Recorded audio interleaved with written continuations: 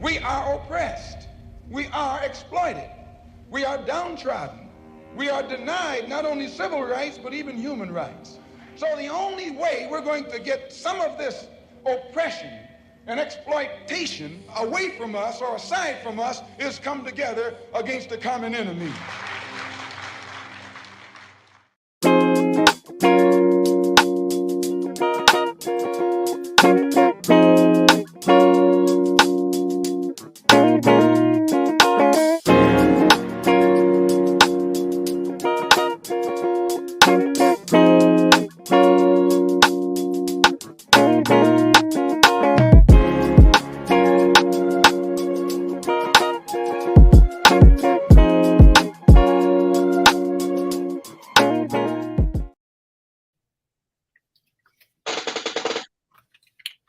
Yo, hello everybody. How y'all doing today? Yes, we fired Mr. Johnson. We're about to rename the show. Well, how everybody doing this afternoon, this evening? Or this morning if you're on another time zone. Yeah, another country. There you go. Thanks for the cleanup, Fifi. See, this is why I'm glad we got you here. Yes. So, everybody, thank you for tuning into Unfiltered. Thank you for rocking with us. Continue to share, like, and subscribe. We got some awesome topics for y'all today. And please just continue to comment, interact with us so we can go ahead and get your comments up on the screen. And I would like to I'll let her introduce herself, our beautiful, wonderful co-host, Miss Hills. Go ahead, baby. What's good, everybody? I am happy everybody is tuning in. Please, like Max said, comment, like, share, subscribe. Send it to all your friends and your friends' friends and their family and everybody, because we want to have these conversations. We want you guys to get into it. And, we represent for the ladies over here as well as the men, but more so for the ladies. So y'all need to tune in, ladies. Let's get in here. And with that being said, Felicia came up with some great topics. I brought one on my own, but we're going to talk about gender roles. That's going to be one of the top discussions today. Fifi, how you feel about these topics that you came up with? I feel like they are going to be very good topics because they're not just good because we're bringing topics. It's good because these are things that people have been having conversations about. They've been coming up in the culture. We see it every day. And it's just necessary to have conversations to start thinking about some things that seems common, but we don't necessarily dig deep or dive deep into it. We just hear it, repeat it, see it, but we don't really think about it. So, yeah, it's going to be good. Got you. So our wonderful host, he will be back with us shortly. He's having some kind of difficulties, He's over 40 now, so this old man working technology. I can't. It's like he the host will be with us soon. Right now, just get some things together. So we're gonna go ahead and probably get some things started. So we can start with one of our light topics. Okay. It could get a little deep. It just depends on where you are and how you set up. And that is basically what things are going good for you in your relationship with yourself. Because I brought that topic about because you always hear negative things. You always hear people complaining, or when we going through, which, it's been a crazy 2.5 years at this point. Mm-hmm. We be, experiencing some stuff, and that's all we see all the time. It's big. It's the elephant in the room. But it's like, okay, let's focus on the positive. What's going good for you in your relationship with yourself? Because we always talk about our relationship with other people, what other people did, all these things in a positive way, how they may have impacted us or influenced us. But it's like, okay, what's going good for you with your relationship with yourself? Right, how are you and yourself doing? Like, that's a thing. Let's talk about it. All right. Do you want to go first since you're a lady, or you want me to start it off? No, you go first. I want to hear from you first. All right. So that's a great question you brought up, and I had to think about that. I think one thing I learned about myself is that it's never too late, and I'm I said almost 35. I'm 30. I'm 33. I'm 33 years old, and I think that I, from my perception, I passed the problem in my life where I want to make a drastic career change or do some things that I think that okay, I probably should have done maybe 5, 10 years ago. Mm. Now just being married, having a family, try to keep things stable. That it's kind of too late to pursue uh anything life changing or a dream. Mm. So I ran into a post the other day, and what it said, if you're 30, it's not too late. If you're 35, it's still not too late. If you're 45, it's still not too late. If you're 50, it's not too late. And that kind of resonated with me. That hey, you can start now, because everybody who has reached the pinnacle of what they wanted to do or reached the things they want to do, they started around this age or older.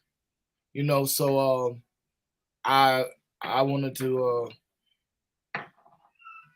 I wanted to kind of figure out what I wanted to do and just go ahead and just start, like I said, because it's not too late. And like I said, somebody next to me shared some wonderful news about, just expressing to me that it's not too late. So Yes.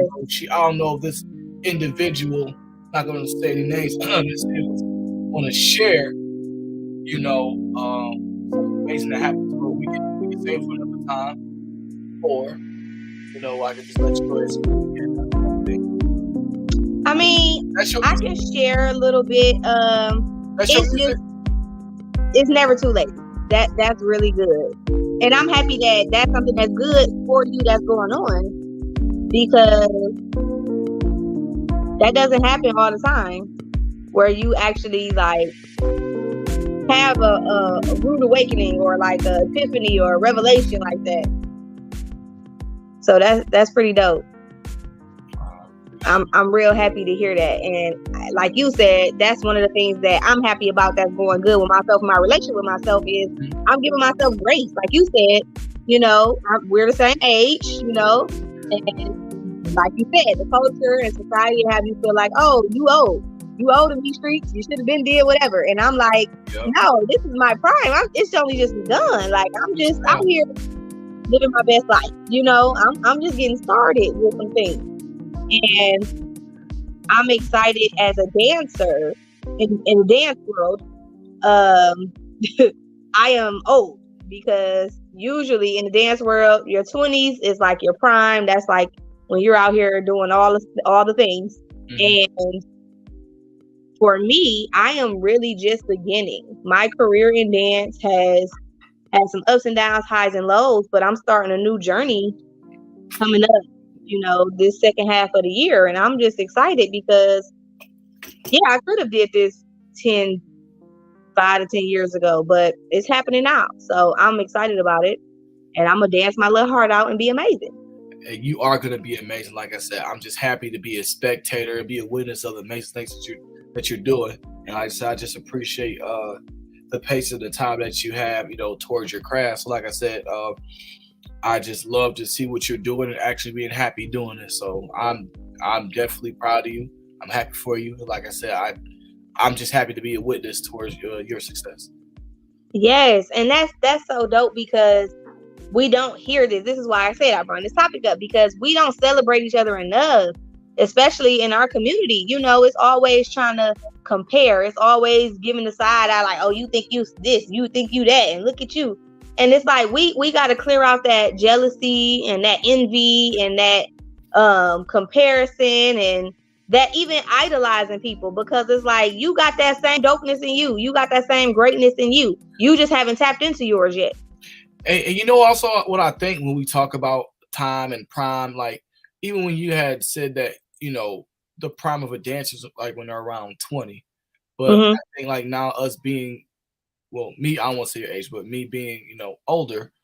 We're the same age. That's fine. Yes. All right, cool. Yeah. So cool. Yeah. So us being us both being 30 plus,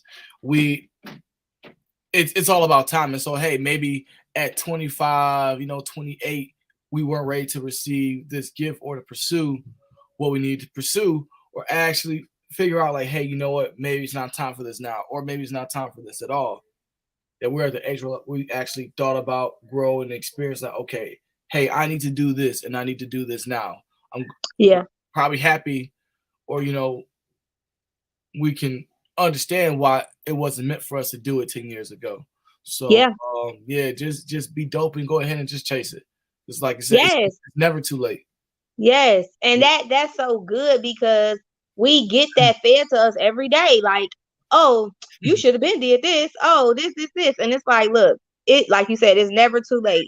I don't care if you, especially for people who, when it comes to education, when you feel like, oh, most people graduated high school, or maybe they didn't, and you feel like I should have just went straight through. Your path is your path. And if you didn't go straight through, and you still have that desire to either finish high school, go back to high school, get a GED, start college, it's never too late. And that is so important, because a lot of people are not doing what they're called to do, and they're not making an impact because they feel like they missed their time. And it's like, no, your time is whenever you decide you're ready to do it. Amen. That, or when God gives you that time to do it. I just want to say what's That going green on. light, What's going on, Martez? Hey, Miss Kathy. Thank y'all for tuning in. Appreciate y'all. But yeah, hello. Like I said, it's just all about time. And like I said, I think maybe things I wanted to pursue when I was 20, 25, I wasn't ready till I was 33. So it's all about just starting, regardless of the outcome, whether you fail, whether it's success. It's just knowing that it's time. So getting out of that fear of failure, or feeling like you're a failure because you didn't do something per your timeline. And like you said, when you bring God into it, it makes that pressure and that feeling of failure it don't have the same weight.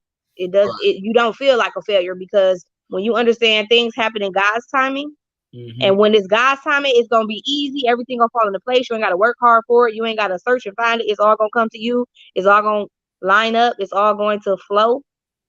It makes a big difference. Hey, it makes a big difference. That is a great topic to start off with. I'm so happy you brought that up. Now, let's go ahead and get to our main topics. Our host is still coming in. Like I said, right now, still taking care of some other things right now. So me and Fifi going to go ahead and get started. So if you want to go ahead and continue with the first topic, let's get it. Everybody continue to share, like, and subscribe, comment. Let's have a conversation. We're going into gender roles, and what do you think about them? So, Miss Hills. Oh, y'all need my facials for this. Hold on. Word. You about to let's tap in. Let me let y'all listen. Oh, can we get into these gender roles? All right, let's get it. Can we get into this? I need y'all to see, because listen. She let the hair down for y'all. No, no bonnet, no scarf. My natural ladies understand, okay? When you have to do your hair, it is a process, because you're doing it yourself and it takes time. Anyway, listen. This is an excellent topic, because gender roles come up in relationships all the time. I don't care if you looking at your parents' relationship or people around you relationship, your own relationship. Gender roles is something that's going to come up all the time. And it goes back to understanding people's expectations in relationships.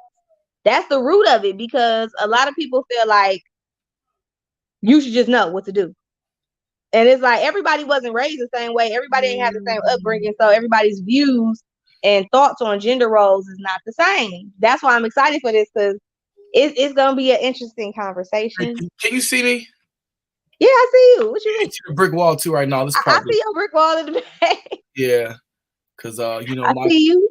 When you have a man cave, your kids tend to tear it up. So yeah.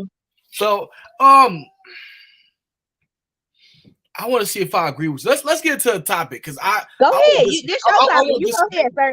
Go ahead. I'll disagree with you so bad. Let's see. Actually, you pick the one that you want to start with, so I can argue with you. No, you do gender roles. I'm ready. You already brought it up, sir. This is it right now. Let's go. Right. So and we may not be arguing. It may be a conversation. No, it may get intense, but I'm not gonna argue. I ain't come to argue with you. I'm about to argue with you. All right, so look, recently, let's talk about the Cam Newton situation, right? So recently he was on the what's this podcast called? It was called The $1 Million Worth of Game with Good the Kid. All right. So Cam Newton is a retired, well, probably soon to be retired quarterback. And I guess he was discussing what how can I describe it? What he would like to see in a woman nowadays, as far as can she cook? Can she clean? Like, her attitude, like how she represents herself and things like that. And so, which in the interview, he didn't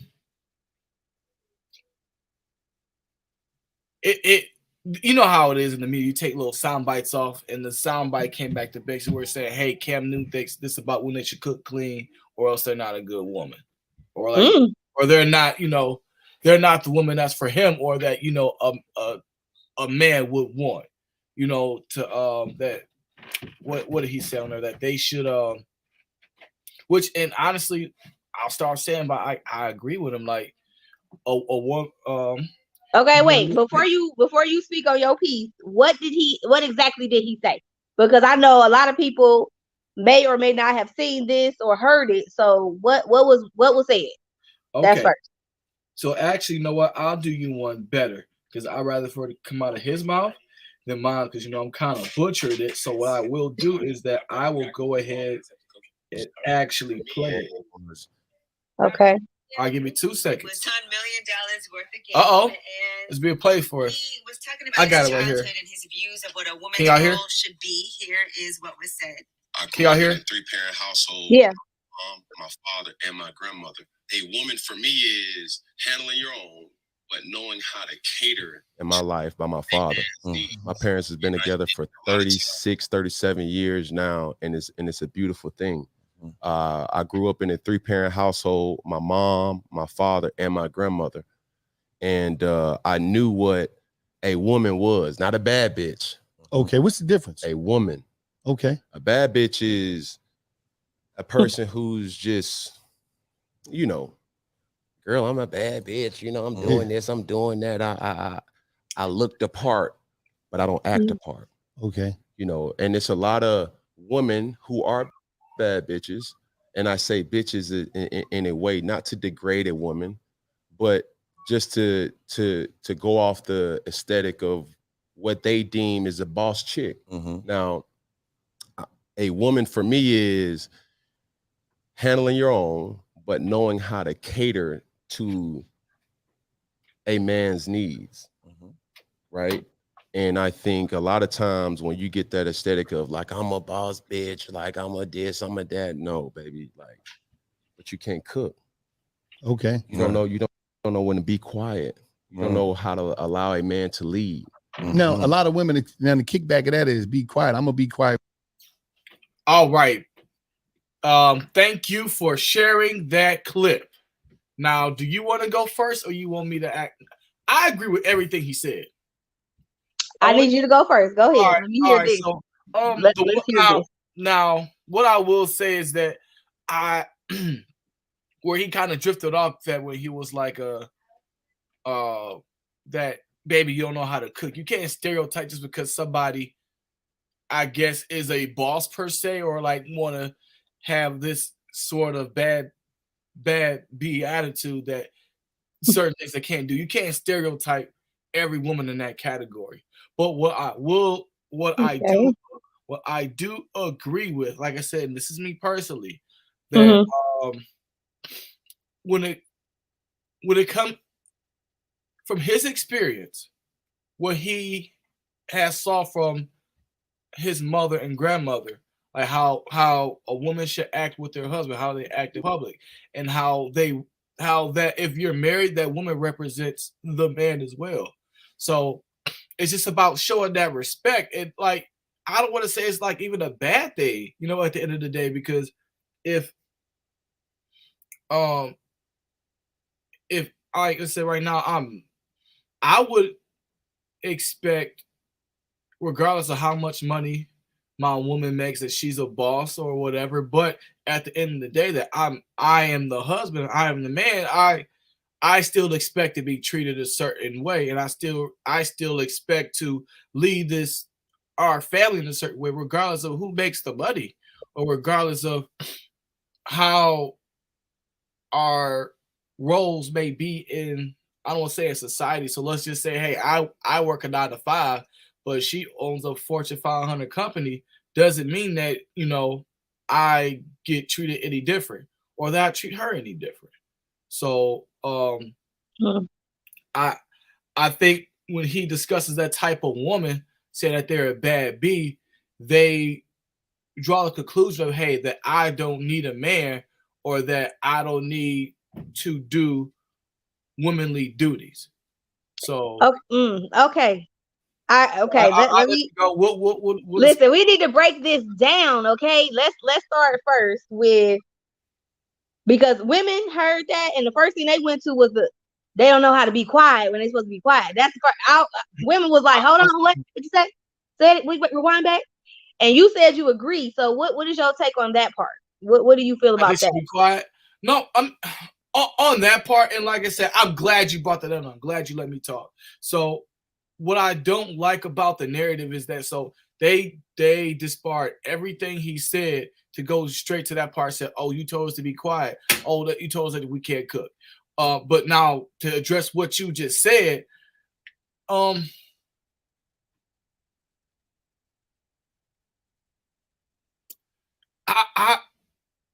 kind of feel on that. I'm not saying I agree 100% as far as like, hey, when a man talks, you should be quiet, or that, you know, if a man is present, you should go ahead and, you know, step back or defer.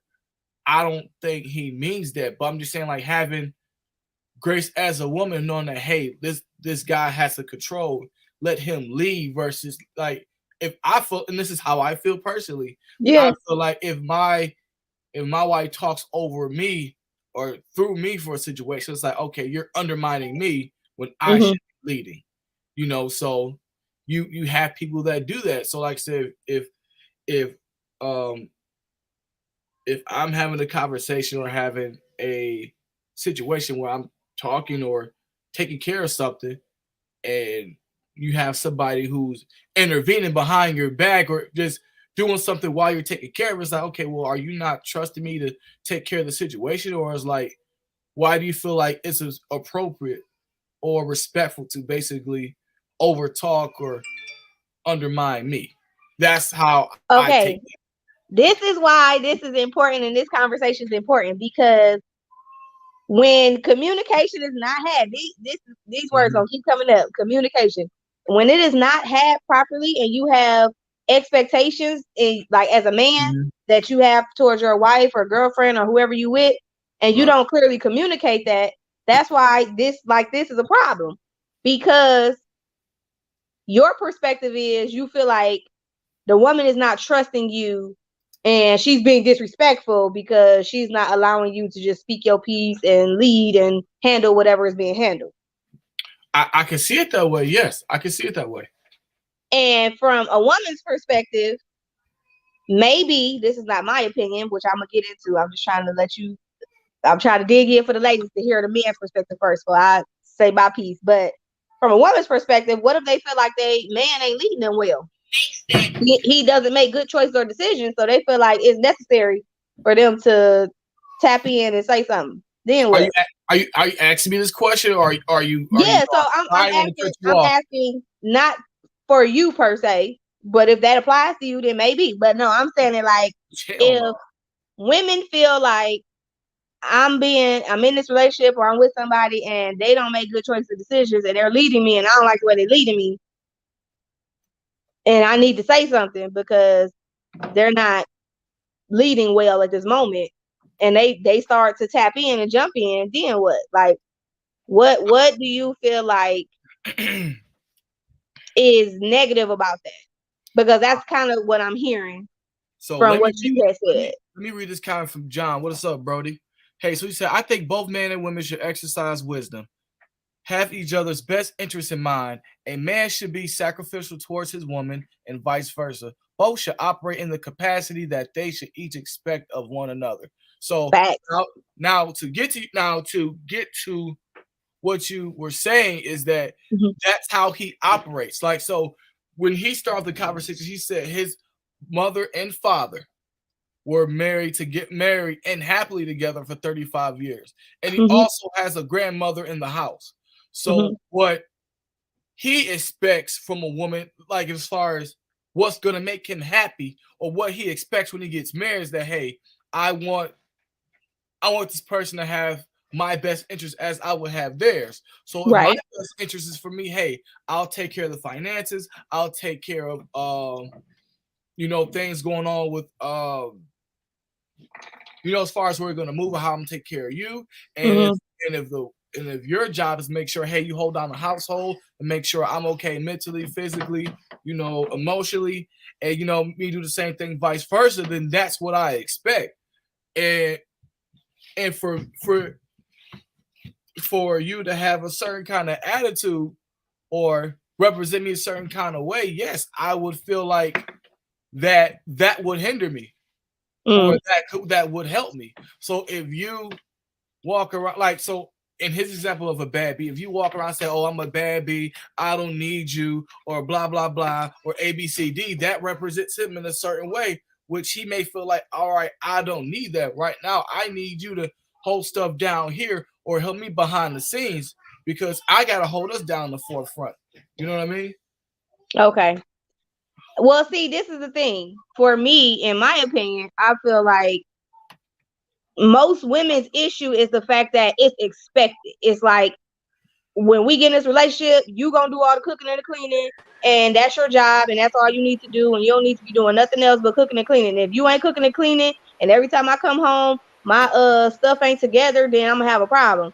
That's the issue, because it's like, okay, if it's not communicated up front that that's your expectation, we didn't have a conversation about this, and you just automatically assume this is what I was gonna do, that's where the issue comes in. Because some women are good with cooking and cleaning. They don't have no problem. They appreciate that. They love that. They like that. They love taking care of their man. Some women, it ain't no problem. But for other women, it's an issue because they feel like, I'm cooking and cleaning all the time, and this is a lot, and I need help sometimes. I want you to offer to help out. I want you to offer to do more with doing this instead of me just doing it all the time.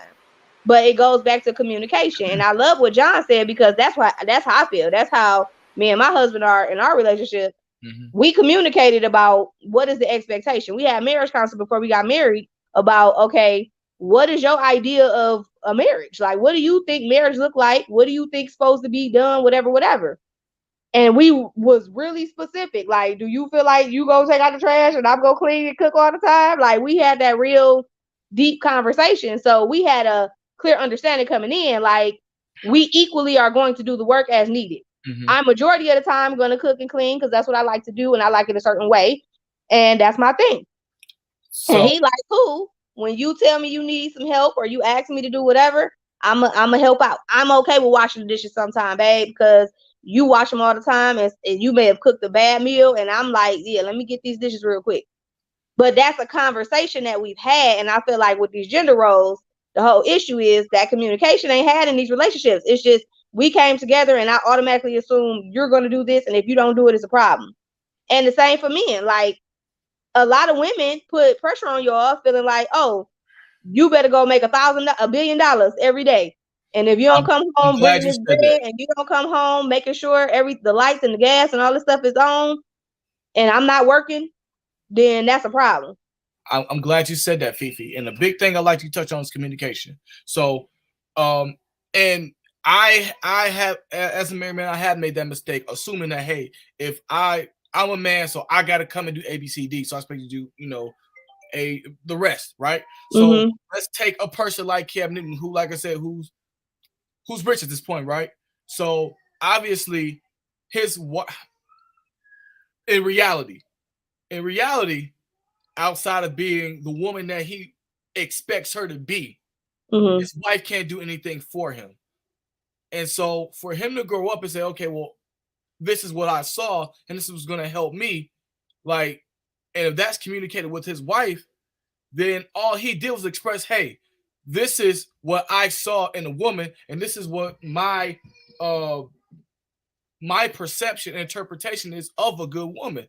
So why isn't it why do I have to get harped on because I explain my expectation of a woman, especially like in his position? So like even like when you talk about you and your husband, right? So hey, all right, if you do A, I'll do B. Now I don't have a problem doing A, but if you do A, I can go ahead and knock out B. We have that communication. Also, the expectation of like, okay, hey, well, I need to work, you need to work. But if you're working and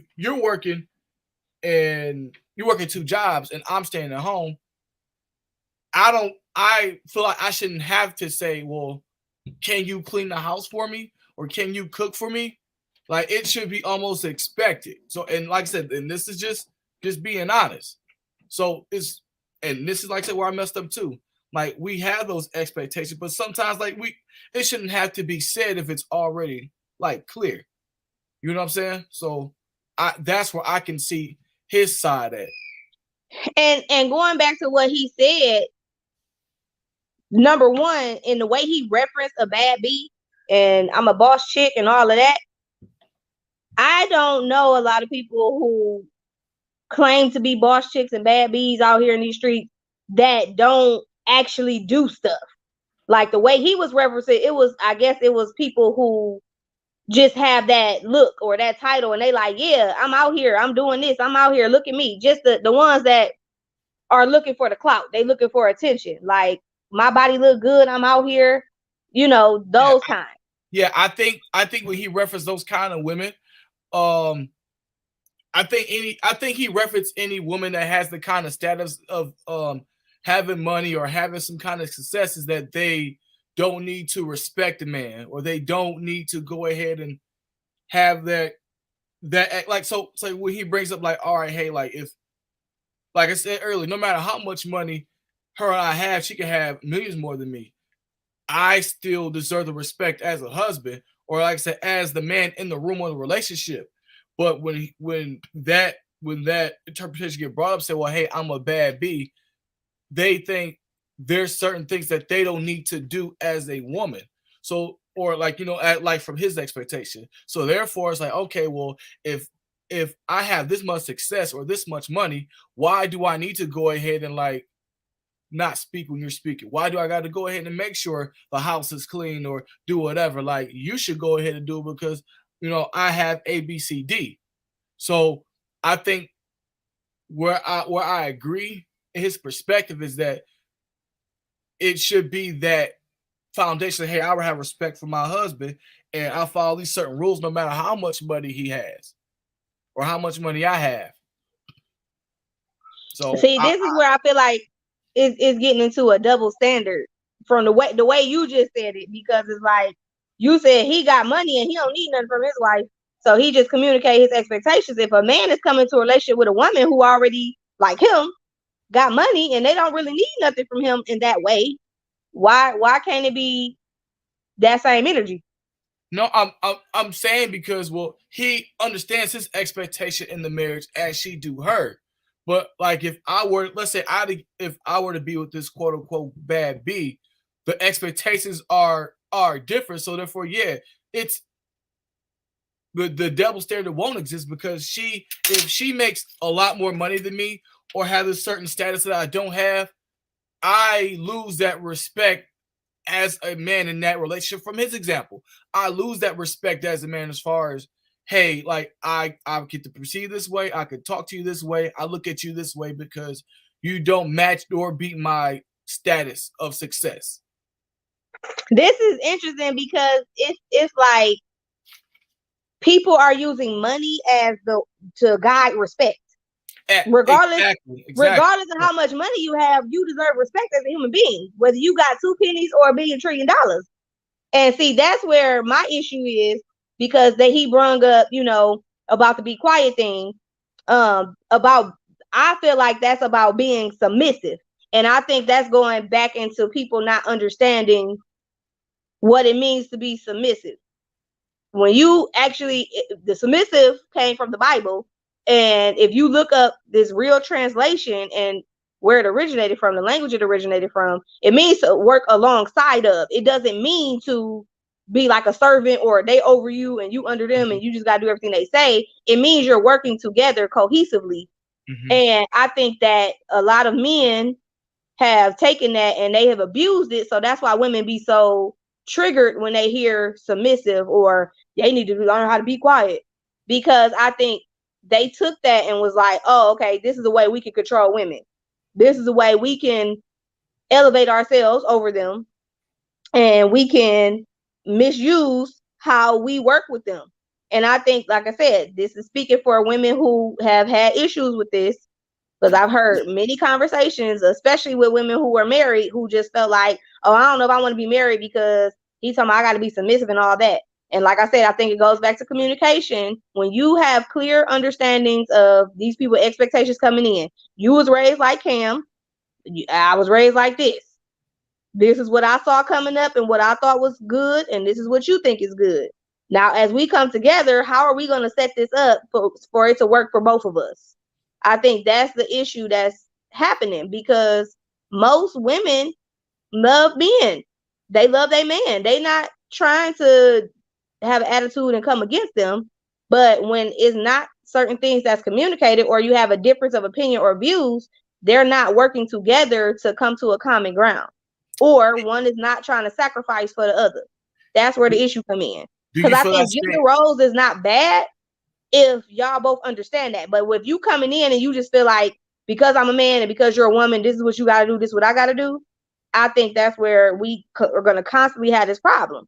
Because a man doesn't, in my opinion, this is my thought process about it, my perspective, a man is not a man because he goes out and works and brings home money. A man is a man because he knows who he is, he knows his identity, and he doesn't try to be fake out here. He don't try to front in front of people. He knows how to be soft when he needs to be soft, as in emotional. He knows how to handle business when he needs to handle business. He knows how to lead in the home, as in make the best choices and decisions as a whole for all of us, and not just being selfish for himself. Like, hey, I'm the man, I'm the head, so we're going to do what I say do because I said it. No, he has compassion and understanding that I'm in this marriage with another woman, with somebody else, and that's my partner. And we need to have a conversation to come to an understanding. And if we agree, cool. If we don't agree, then we need to work this out and figure out how we can agree. Okay, so now, and before you go, Randy, welcome to the show. Thank you for coming. Everything good with you? All right, cool. So what I wanted to ask you, Fifi, so yes. To what you just said, which I agree with, do you feel like if the roles were reversed, if the woman had the better status, that she will feel that same way that the man should feel if the roles were reversed? Wait, can you elaborate on that a little bit more so I'm clear? So like you said earlier, man shouldn't be defined by, hey, I go to work, bring home the money, and I have a penis. It's like, you know, what you identify yourself with and what you actually do and how you communicate your emotions, your feelings, and, you know, stuff like that. So if the roles were reversed, how would that look for the woman if she has a higher status as far as money, power, whatever? Again, this is my perspective because I am probably an unpopular opinion. I don't know. But for me, in my house, if I was the breadwinner in my house, my husband, I would not have no less respect for my husband. I wouldn't have less respect for him because I'm the breadwinner, but that don't give him a pass to be lazy. That's what I'm saying. Like, just because I make more money or my career is a certain way and he is not matching that, that don't mean that he's less than because he's not making as much money as I'm making. That doesn't mean that, in my opinion. But if he ain't doing nothing, if I'm out here working every day and doing stuff, that's a difference. If he at home and he ain't doing nothing all day, that's a difference. That's what I'm saying. Like, I think that's kind of the perspective that everybody is trying to take on it. Like, the woman, if she's not working or have a high status, then she needs to be at home cooking or cleaning or taking care of the kids or just covering the house while the man is working. And I feel like there ain't nothing wrong with that, but women are not just that. And just like a man. So if I was out here making most of the money because I'm an entrepreneur and I got $1 million, $1 trillion businesses, and my husband is a school principal only making $60,000 a year, and I'm making 100,000, like I said, that ain't gonna change nothing, because it's about our communication. It's about our understanding. It's about him doing what he's called to do and what he's purposed to do, and me doing what I'm purposed to do. And it's always room for him to make more money if that's the case. But I think we use money as a gauge to decide how you gonna get respect. Did I answer your question or not? No, you answered it. You answered it. And like I said, that's my opinion. That's my opinion. I do believe that because the way God has set up order in the house, I do believe the man is the head of the house. But I do believe he has to be submitted unto God, and God has to be leading and guiding him and directing him so he can make the proper choices and decisions for the family. Mm-hmm. I do believe that, because that's God's standard and that's God's way. And if you're not a believer and you don't believe in that, then that's your thing. But I believe that that is necessary. And I do believe that if your husband is, this is my opinion, if your husband is leading you and he's not leading you in a way that you feel is fit or deemed, or you feel like is the best way, or he making bad choices and decisions, I believe that's when you need to have a conversation with your husband and go in prayer. I believe you don't come and tell your husband you trash and you ain't doing nothing right. No, that ain't how you handle that. No, but I think you should communicate. First off, figure out what do you feel like he ain't doing right, or why you feel like it ain't enough, or whatever that is. And then you need to understand that and then communicate that. If you just feel like you can't see his vision, you can't see where he's going, then that's why the conversation needs to be had. You need to get clarity on why are you making these choices and decisions? What do you see down the future why you feel like this is a good choice right now instead of later?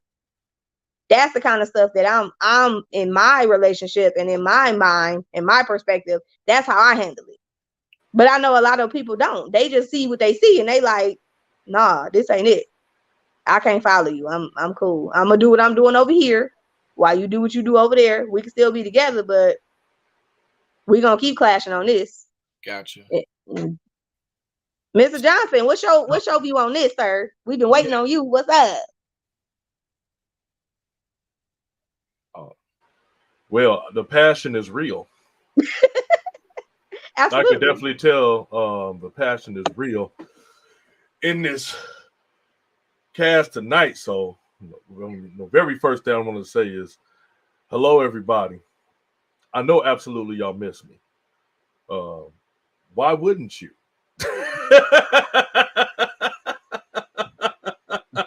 But no, thank y'all all again. I appreciate it. But did you see how impressive?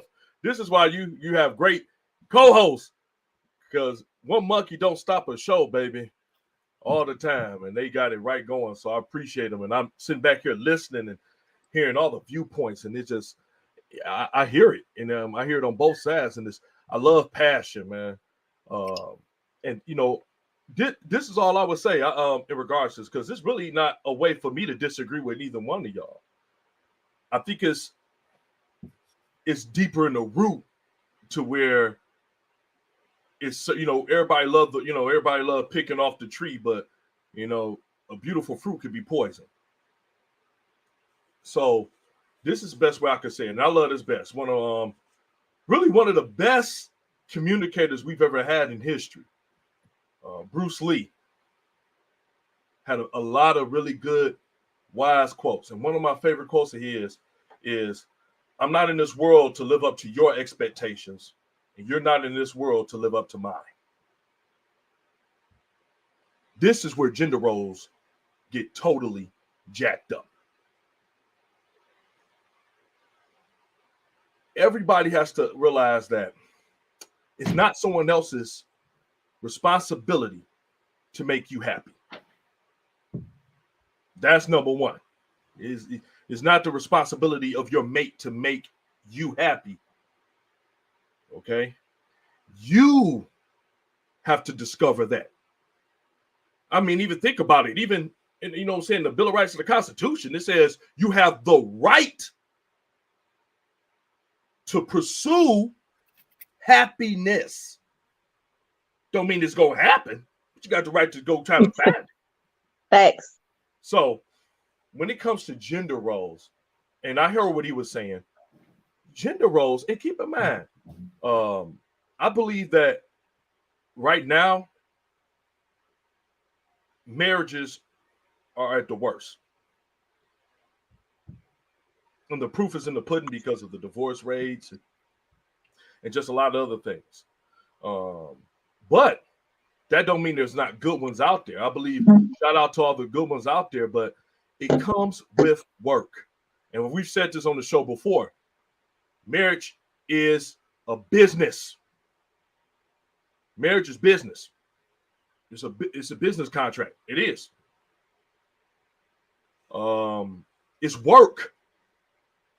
It's work that don't end. It's 24/7, 365, 366 when it's leap year. You got to work at it. You don't. I think some people think the problem is that people love the ideal of marriage. Mm-hmm. They don't really love being married. That part.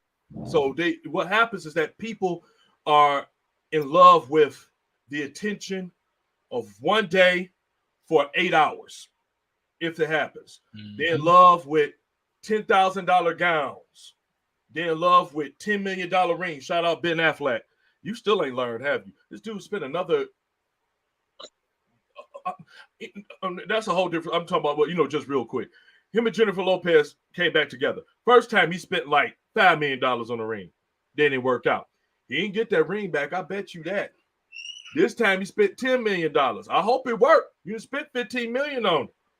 So all I'm saying in regards to that, I'm just saying, fool me once, shame when you fool me twice, blah, blah, never mind. But when it comes to, like I said, with the marriage aspect, is that people are in love with the attention and the moments. But the goal is never to get married. The goal is staying married. That's the goal. Let's stay married. Let's continue to be married until, so be it, it's time for one of us to go home first because we did everything we were supposed to do here. Yeah. So when we get to the gender roles aspect, and I tell when I say it, is that I think that we have to understand that I can't have these Randy expectations for a future Miss Johnson. I can't put my expectations on her because I have to understand that, hey, this is who she is, homie. This is who she is. This is why you're supposed to date her. This is why you're supposed to communicate with her. This is why you're supposed to communicate with her. This is why you're supposed to communicate with her. I said it 3 times because I wanted to stick for people. This is why you have to communicate with your mate. You got to communicate. Because what happens is you go through all these things saying, oh, they already know. No, they don't. Nobody got time to play a guessing game for what you like and what you don't like. That's an idiotic type of psychology for people to think that I'm supposed to guess. Like when sometimes when you hear maybe a woman might say, a guy be like, hey, what do you want? Like, what do you want? What would you like? Oh, you should know. The hell I should. I should know. I need to know. That's why I'm asking you, because I want to know. Now, it's some things as y'all become closer and y'all grow with each other, you will developly and inherently learn about one another. Yeah. Such as the buttons they can see. What I notice when it comes to gender roles, the only time we interested in gender roles is when it come time for the buttons we push with one another. That's the only time they want to do, when we want to play them roles. When we got to play victim.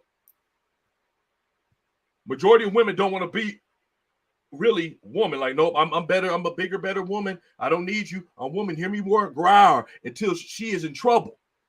Now she in trouble. Now you hear the woman come out. Mm-hmm. Like, wait, hold on. I'm a woman. What am I supposed? Wait a minute. You supposed to do this. You supposed to do that, and vice versa with men. Mm-hmm. Men with all the man privileges, but you don't put none of the man work in. You can't expect your woman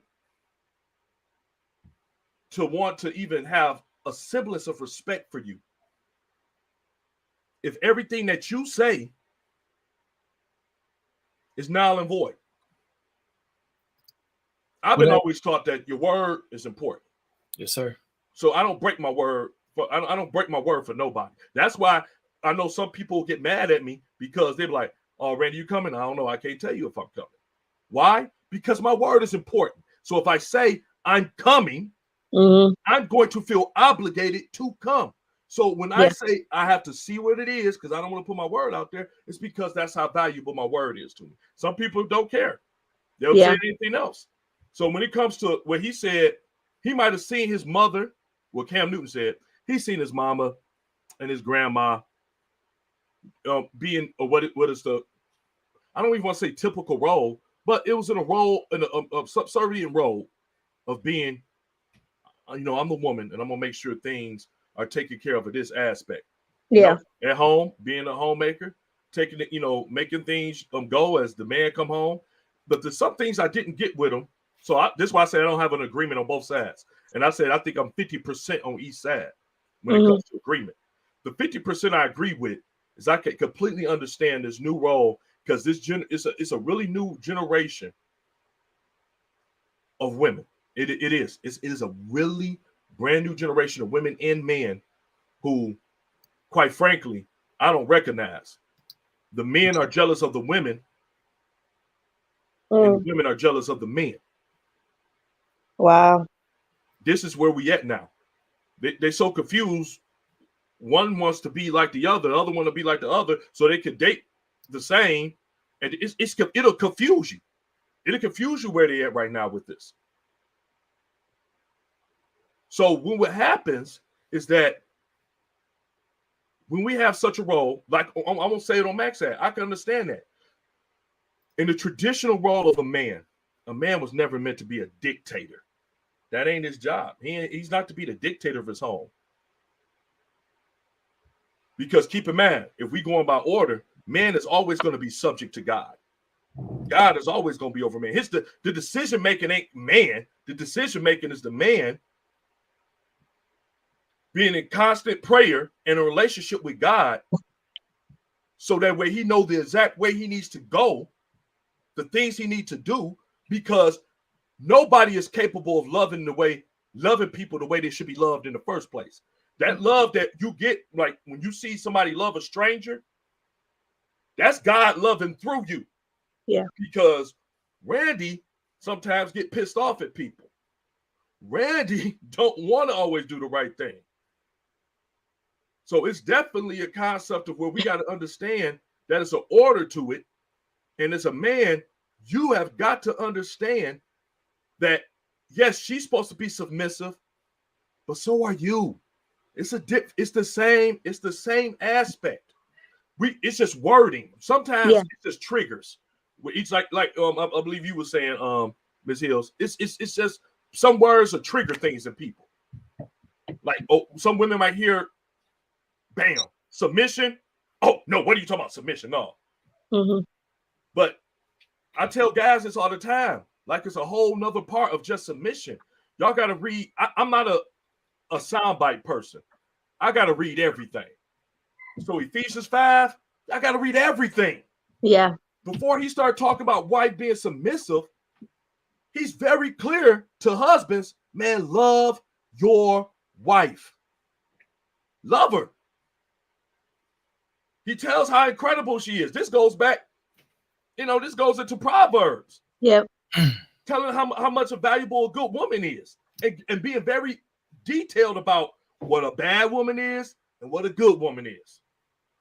So the other aspect of it is that men, like he just said, I think he just kind of did one aspect, but watch the whole video if you get a chance. Shout out. Watch the whole video. Watch the whole hour and 22 minutes. Yep. Hey, Randy, Miss Kathy had put a comment I think will like it's a long one. I'm gonna put that bad boy up there. All right, you want me to read it? Want me to read it, or you got it? Yep, you go. Well, let me see. Yeah. Yep. Say I can't tap fast enough. So much to say. We have been together 32 years. In the beginning, we have learned our roles within our relationship than marriage. I was the stay-at-home mom for the first 3 years of my son's life, clean, cooked, etc., and decided it was time to go to work to help my husband, to help the household. I still did the housework as a wife, but he started chipping in and taking care of our son while I was at work. Love will have you sharing the roles within your own house. Felicia, with that clip, Felicia, you make me sick. This is why I mean, it's what we saying. I concur with everything you said earlier with that. You know, but it is like I said. That's why it's not about. I think what happens is that you got experiences. The first experience is what the relationships you see with your mom and your dad, or just your mom and dad with whoever they with at that time frame. Yeah. If you see a lot of problematic things, that's what you take on. You're gonna take that on, or like some people distinguish that and say, "This is something I'm never gonna deal with." Yeah, I'm not gonna do it. That's not me. I don't want no man putting their hands on me. So I'm not gonna be. Anytime I see a man that do it, it ain't gonna be for me. So you got women. So you got men who seen their mama totally, dissect guys. I mean, in horrible ways. They're like, please, I ain't gonna, I'm steering clear of a woman like that. But you have to, those things had to start out. But I think when Miss Kathy and them did, it's something that you're supposed to do when you get married. It's called compromise. I think a lot of people just don't like compromise because everybody want to be the head nigga in charge. Everybody want to be the the head nigga in charge. Everybody want to be it for some reason, men and women, and you can't do it. You just can't do it. So what y'all got, what that concept is, like I said, is just from my aspect of it is that y'all got to talk about it, figure out that work, and use some common sense. I mean, just not just hard, people. Y'all try to make everything hard. The only thing that's not hard for everybody is the stuff that you want to do. Just, come on, just stop it. Of course, when you want to do it, it's easy. I want to do it. Like, guess what? They're going to say, I want a woman that want to do the dishes. Who the hell want to do the dishes? I hate dishes. Who says that? Want to do the dishes? She should want to do the dishes. I don't want to do the dishes. Okay. But guess what? When I was married, I did dishes. Yeah. Sometimes I cooked. I always clean.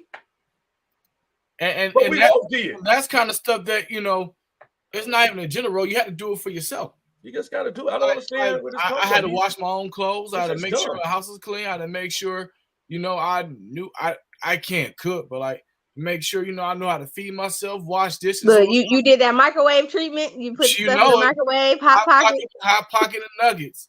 But it's just all about it's about compromise, man. But see, this is the thing. I think that people do not want to honor the vow. They want it to be easy, and the vows you say for better or worse. But when worse come up, they ain't think worse was gonna be like that, and they feel like, oh no, I'm cool. I don't want to do the work no more. Shoot, I don't care no more. Why should they? It's the American way. It's what we've been bred to do in America. See, that's why I said when we talked about it on another podcast, like in relationships, you look for loyalty. Are you going to stick and stay no matter what happens? Are you going to be able to work with me through whatever I got going on? And am I going to work with you through whatever you got going on? Our whole society is being bred. Our whole society is bred on, if it don't work, get something else. Yeah. If you don't believe me, look at everything we got. If you got a 2020 Tahoe, next year come out with a 2021. We are bred to say this is different because a numeral changed on the end of it. Just like our and phone. It be exactly the same. They changed one thing. Yep. We change it. 11, everything 12, is about 13. changing. This our whole society. It's about change, or hey, if it don't work out, you can let it go. Divorce.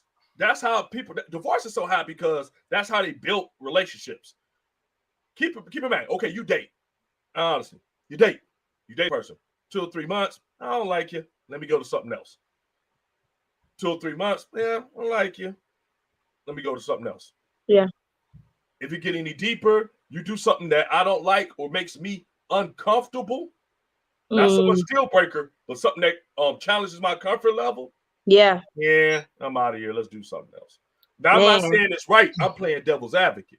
Yeah. Well, I'm because saying that's what people do. That's why you hear, oh, we got divorced because it was unreconcilable differences. Oh, people just grow apart. But if you got married and it was a choice, you still have that same choice. And I'm glad you said choice, because at the end of the day, like I said, we run into problems. Like, you chose to want to be married on the day y'all got married. You chose to want to be married before you proposed to her, or vice versa, or he proposed to you. You got to choose it every day. Like the commitment that you make, you got to choose it every day. It's not just all right, you know what? I can't be married today. I don't want to deal with it. You got to choose it every day, because that's the promise you made to God. And I got to wake up and choose you every day. Because that's the promise that I made, and vice versa. Wake up. People immature. People are too immature. We live in the new generation where people say, "I want to be adult, but I want to click on kid behavior when it's convenient for me," and kid decision making. You can't do that. They do it all the time. If you think about it, it's just people about to get mad. We're about to lose some viewers on this one, especially those who are patriots. Oh, this about to be an unpopular opinion. That's what we're doing. This is where this is going to be a very unpopular opinion. The United States has done so much where we've come out throughout history. You can just see it. This is what throughout our history, what we do. What happens is that they'll see something, they'll want something, they'll take something. They will invent new rules so that you can't take it back. Crazy. And then they make the rules able to change just in case it's not beneficial for them. It is throughout history. Every rule and law. Name one time the United States has kept its word. Every treaty has been broken. You start with they add an addendum treaty with the Native American treaty. Added part. They do everything. They trade it up. And guess what? We have taken on the behavior, that unstable, childlike behavior. Because it starts from the head. That's what the leadership doing. It's going to trickle down. And that's all it is. So when we get there, people, like, I'll play the role until it ain't convenient for me no more. I'm like, yeah, like, I'll do this. Like some people say, I'll reserve wife behavior for a baller. And it's ever what wherever the definition of it is. Or some guys say, I'll give you, I'll treat you like a wife when you do these things, but I get to do whatever I want to do. That's a lot of men mentality. That's why I have troubles with individuals like Kevin Samuels, who say to these women, and I don't understand this will let you know that so many women love being dogged out. I don't care how beautiful nothing is. I'm like, y'all not honestly listening to what this guy just said. He said basically it's over for y'all because it's 80% of the women fight for 10% of the men. That means a couple of people ain't gonna have no men. And I see it all the time because no woman wants a man that no other woman don't want. And when I see it, like you say, like, oh, well, this guy, he's in this bracket, so he has his choice of women, so he could do whatever he want to, how he want to do it. They got this choice. So you're gonna bid yourself out. And there's some things, the way he said is harsh, even though I really think he's gay. I really do think he's gay. Listen, I'm stuck on you gonna bid yourself out in these brackets. Either way it go. Nope. And guess what? Don't y'all dare come here talking about I'm being homophobic. I don't care about that. Love who you love. That ain't bothering me. But I'm just saying, this man, I think, might love men, and I hope one day he embraces it. But what's going on, like Tyler Perry, same way. I think one day he needs to just embrace it, man. It's there. I see it in you all the time. But anyway, you think Tyler Perry again? Oh yeah, Tyler Perry. Yeah, Tyler Perry. He wants to be romanticized up the back. So, and I'm just being honest. He had a woman, he got married, they had a kid. He just had that kid so people get off his back. Bottom line, he loved his son, but he did that to get people off his back. That's an age-old trick. Give me a kid so nobody don't think I'm this way, men or women. But the problem, like I said, that's the biggest problem. the roles that people want to say traditionally, I'm not going to mock a woman who can't cook. I know women who couldn't cook, but then over time, because it's something they wanted to do, they learn. Yeah. I mean, come on now. I know guys. I mean, my mother taught me how to do everything. I know how to snow. I mean, snow. I'm Yeah, like, but, you know, what? I know how to sew. I know how to clean. I know how to cook. I know how to do all those things. And she did that for the main point that she's saying, I don't want you to get into a trap with some woman who you see do all these things and you believe at the point you get like handicapped. So now you kind of stuck with her because she think that she got you under control because she can do all these things. So I think one is vital for both men and women, boys and girls, to learn how to do everything. Yep. Do that. You shouldn't be waiting on the other sex to learn how to do these things. Yeah. When you get the other sex, y'all supposed to be improving each other, growing with each other. Y'all shouldn't be, when you get married, it shouldn't be preschool. And I know that ain't popular for a lot of people, but you shouldn't be preschool. Well, see, that's the thing. That's what it is for a lot of people, because while they were single, they weren't fully developed. They haven't did personal development. They haven't reflected on life, choices, decisions. They just was like. And that should be your first clue that marriage is not for you right now. This should be your first clue. If you don't, see, the problem is when people say, man, I don't like being single. I'm like, because you didn't do single right. Single ain't for you to be sowing your royal oats. Single is for you to develop into the person that you want to be for the rest of your life. You're supposed to be developing yourself, building a foundation for yourself, building a wealth stream for yourself, building healthy habits for yourself. Oh, you need to say that one again. Healthy habits. This is what single's supposed to be. Single ain't supposed to be you slamming your dick into every woman. And women, it ain't every, and women, single is not for you to go out and hop on every cock. This is not what single is. This is why single, some of y'all are just in the poor positions that we in. Because we don't do things the right way. And people are like, well, what you mean the right way? Who is you to say the right way? Well, hell, I know the way you doing ain't working. And then you got to be insane if you do the same thing and thinking to go get a different result from it. Like, you know what? I'm going to keep hopping on dicks. And when I find the dick that I like, girl, that's when I'm going to get on it. But let me tell you something. Like, women don't like to have a man that no other woman don't want. Every woman wants the captain of the football team. Like, you want, like, there we go. Oh man, he's cool. I like him. It's just that's how it flows all the time. Does it represent all women? No, majority though, because they don't want a man that no one else doesn't want. But it's just the opposite for men. No man will ever wife the woman that every guy done had. Mm-hmm. It just won't happen. Will they be attracted to it? Yeah, we'll see it. I see all the guys go after girls that everybody done dated. They do it in Hollywood all the time. The same video vixens. You see, like, dang, how did she pregnant by Bow Wow? Now Bow Wow she pregnant by a Future. Like, what do you guys do? Get together in a group, say, try her. And I ain't in for the double standard. I think it's both ways. I think it's irresponsible both ways. Any man that goes around, bouncing around, spreading your seed, you don't value your seed. Wow.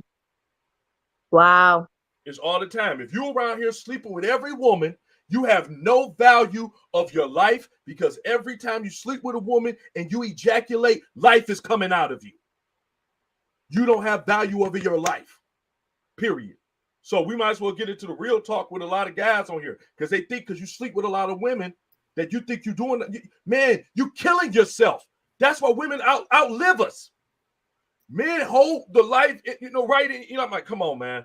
If you sleeping with every woman and you spilling your seed all the time, keep in mind, I made a joke. I said, man, I was an assassin. I should go to jail.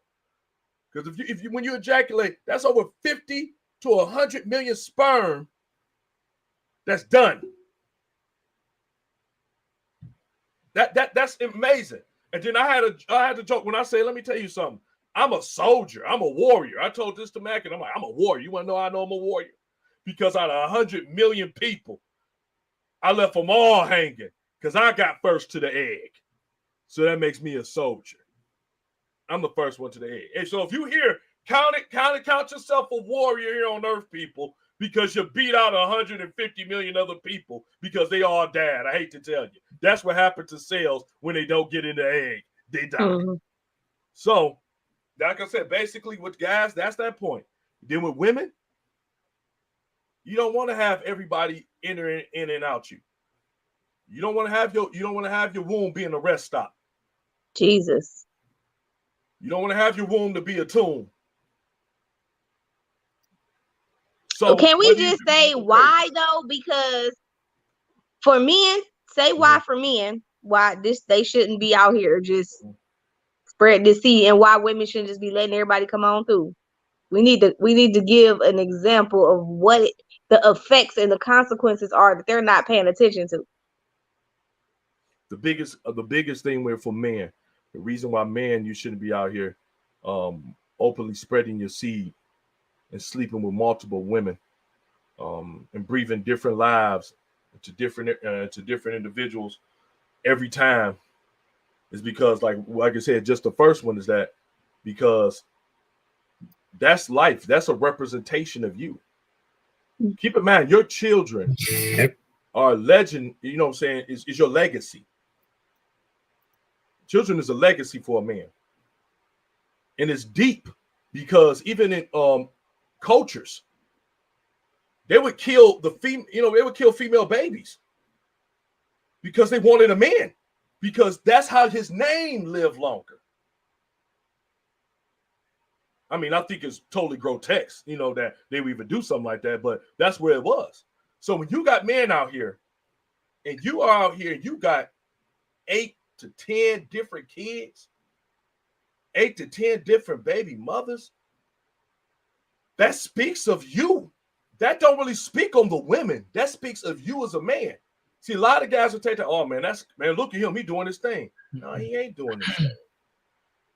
That's not a good thing that you do. Do I know some fathers that got that many kids? Yup. Maybe not that much of abundance, but do they take care of their children? The ones I know, yeah. But that speaks of someone that's so sporadic and unstable. And like I said, you got to have value over where you put life at, where you plant. And one of the biggest things, what you thinking is that as a man, when this is family, I hear you. When a man says to a woman or breathes life into a woman, and enter his life, enter that sperm cell into a woman, I hate to tell you, fellas, low key, you're responsible for that woman for the rest of her life. See, sex holds a lot of responsibility, and people don't ever think about it because they just think of sex as an act. It's a 15-minute, 30-minute, depending on, if you're a porn star, okay, congratulations. But it's an act that is more than just physical. Mm-hmm. It's actually 90% spiritual. Because for that moment while you're with someone, you're one. You're absolutely one. So you may have protected yourself from AIDS, gonorrhea, all the rest of that stuff, but you don't ever replace yourself from no soul tie. Mm-hmm. So whatever spiritual residue is on these people that you sleep with, know this, it comes on you. And as you keep sleeping with everyone else, that's what you do. You're spreading it. You're spreading more spirit. This is why people are so piss poor right now, relationship-wise. Because all we do is we continue to, infect people with spiritual pitfalls. Mm. That's all we're doing. We are impregnating spiritual pitfalls into every person that we come in contact with. And the thing when I say impregnated, some people are like, you can't impregnate a man. Spiritually, you can. Absolutely. it just continue to go. That's why it's so important. Like even with women, when you keep having, think about this on women. When you have a man enter into you, then another man, then another man, then another man, then another man, the residue still remains in you. Same thing. It's a spiritual soul tie. This is why it's so deep and why people don't want to talk about that aspect of it. They just want to, this is why it's no love and sex anymore. It's selfishness. It ain't even lust no more. It's sex and selfishness. I'm getting what I can get out of it. Even listen to the songs. They make it sound violent to have sex now. We went from, man, I'm about to cut it up. Cut what up? What you talking about? Like I'm about to shoot up the club. It's power in the words that we say that is so ignorant, and we continue to say it and breed it because we've been so impregnated with these spiritual negative pitfalls. We think it's cool. We think it. We think as you do, as you think you're gonna do. And this is the problem that we have so much. We don't want to talk about any of those things because that's the real elephant in the room. Truth is the elephant in the room. Mm-hmm. Nobody wants it because if you got to face truth, that means you got to look at yourself. You can't look through a two-way mirror for truth. You got to look right back at yourself.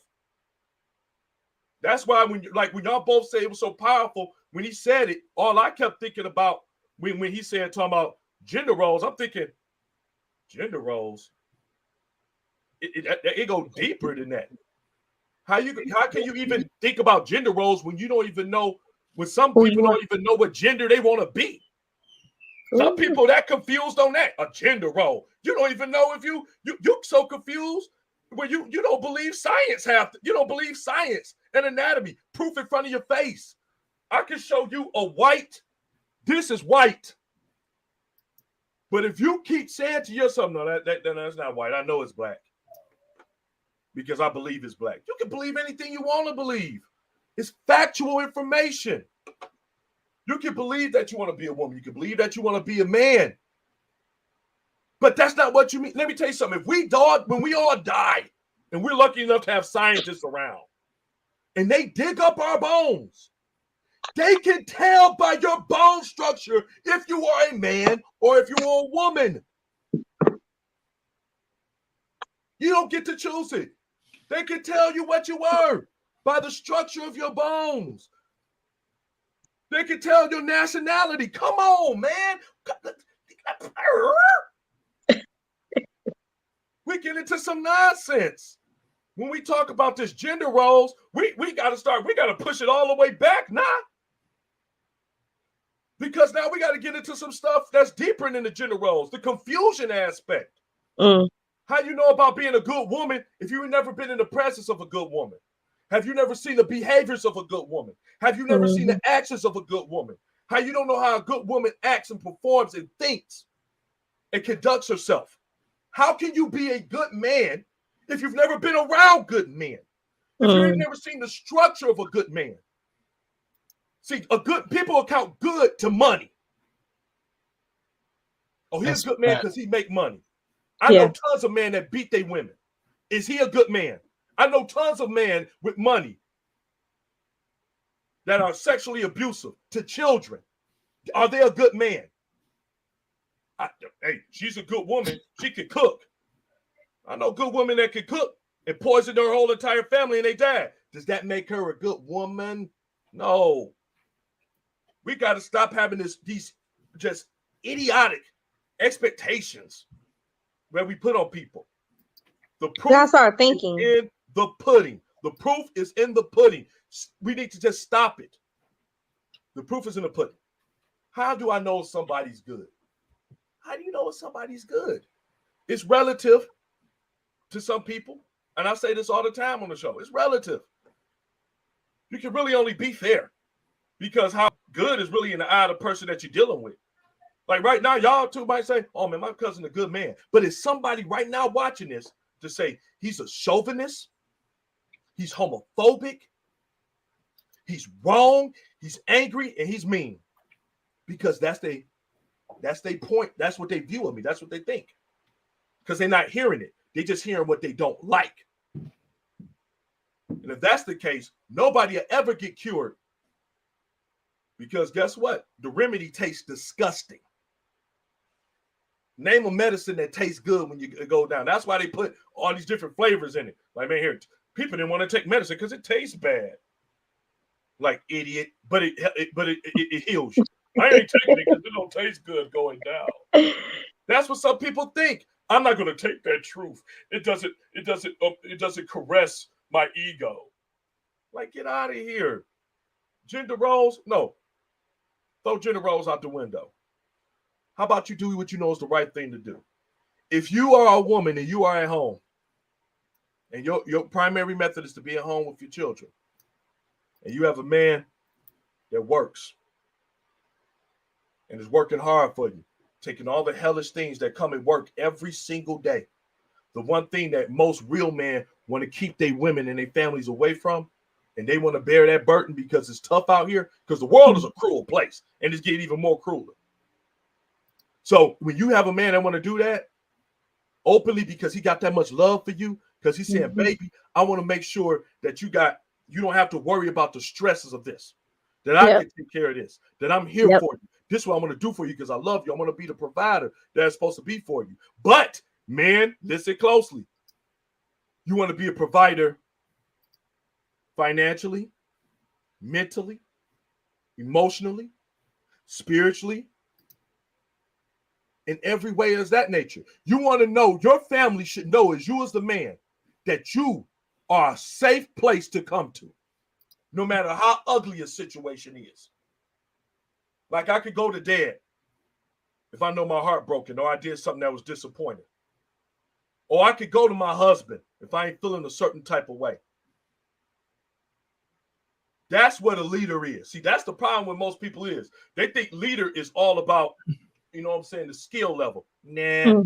Leadership is more trustworthiness and loyalty. It's by example. Everything that you say, you live by. Yeah. You do. If you say, tell the truth, no matter how much it is or how bad it may feel, they see you do it all the time. Like, I'm going to tell you, this is just the truth.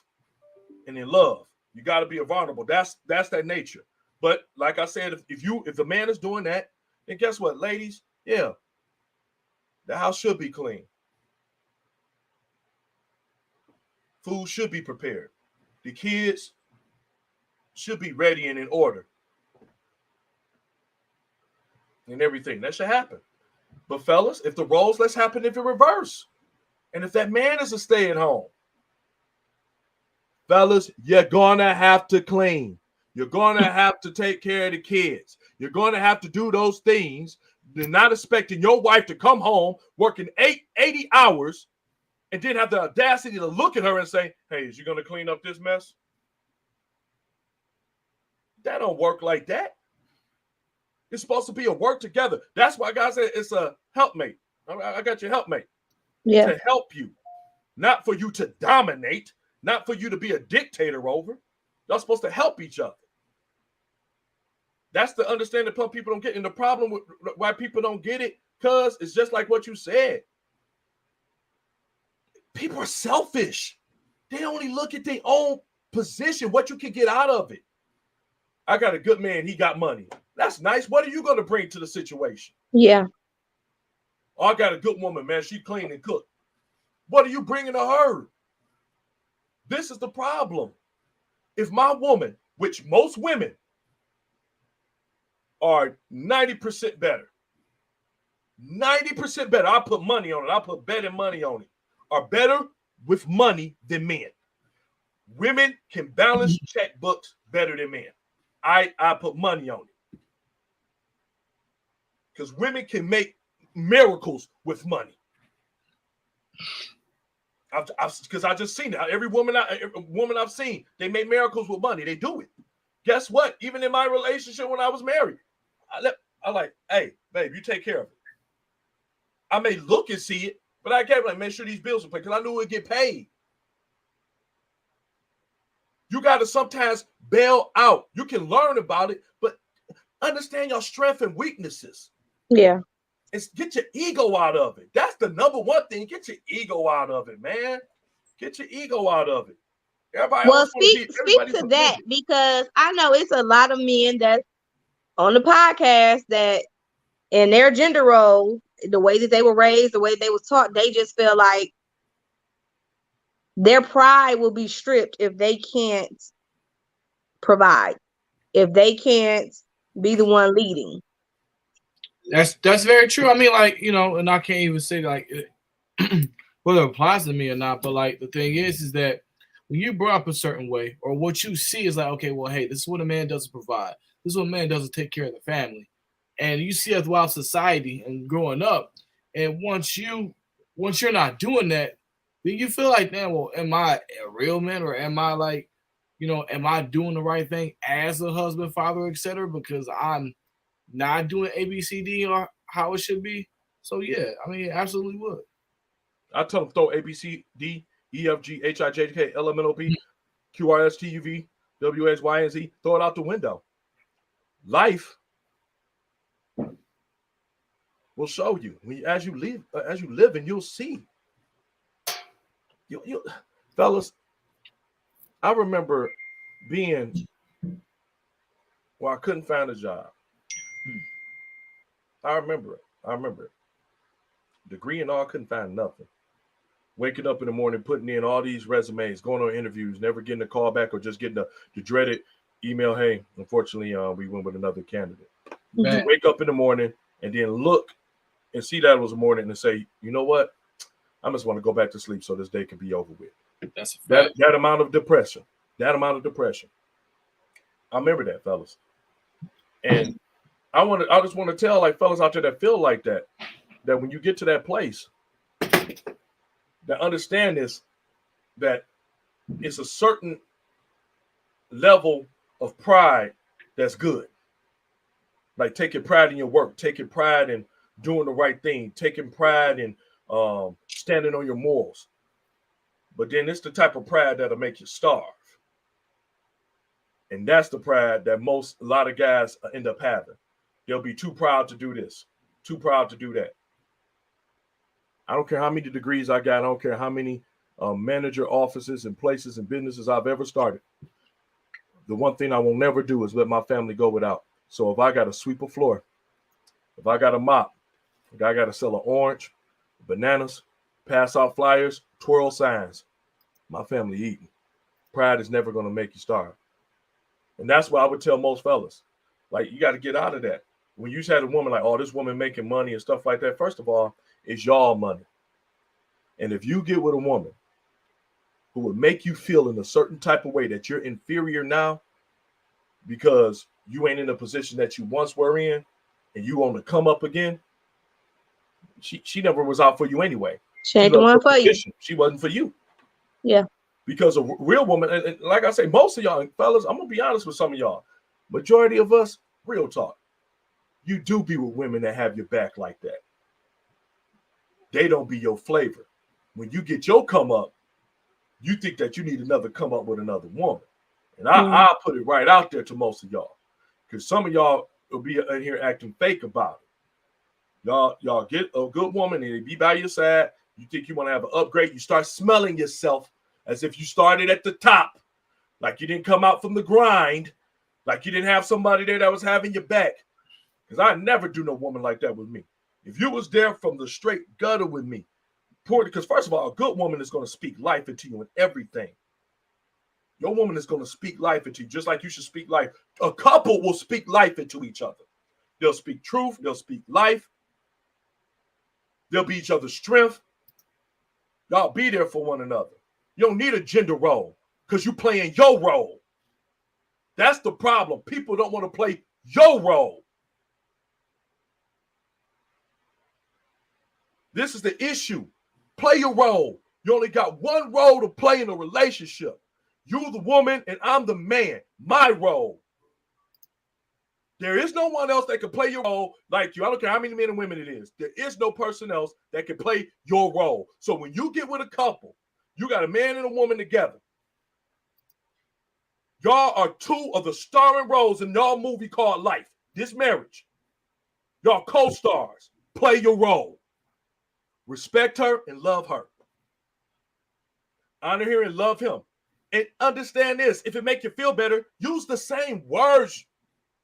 Because some of y'all are so driven by the triggers of the word. Guess what? Love her. Be faithful to her. Lay your life on the line for her.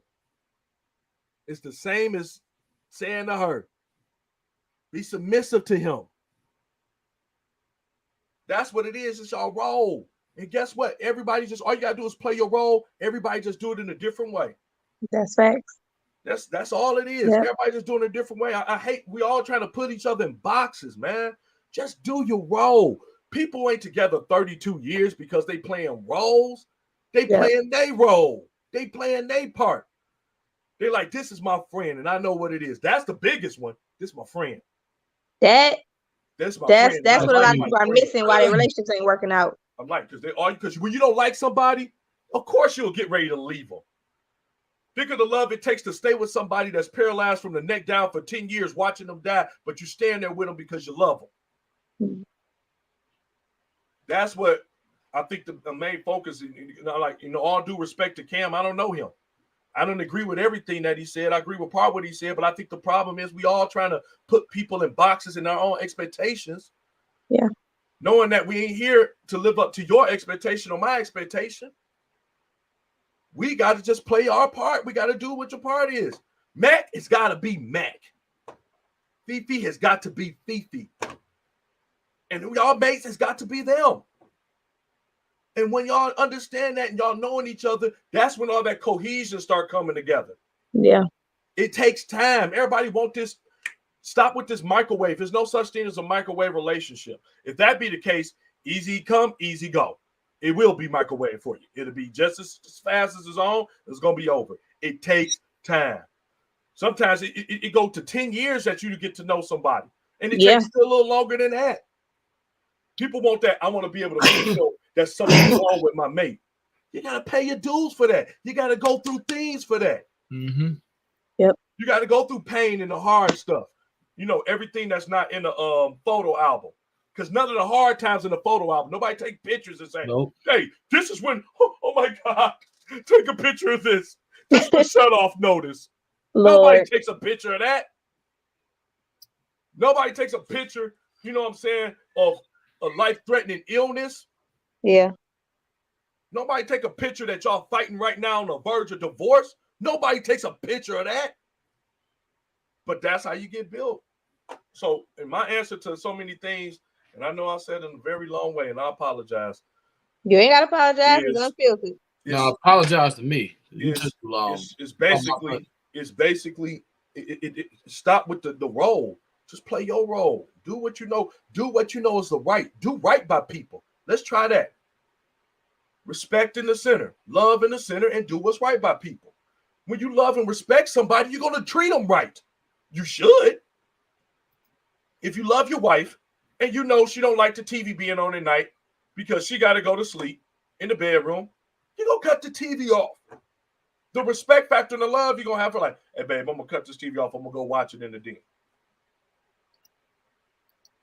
Just period. You're going to know when your husband get home. Let's say he is the cook. Because guess what, people? You got men's chefs that are amazing, just like as good as women cooks. So you might have a man who like cooking.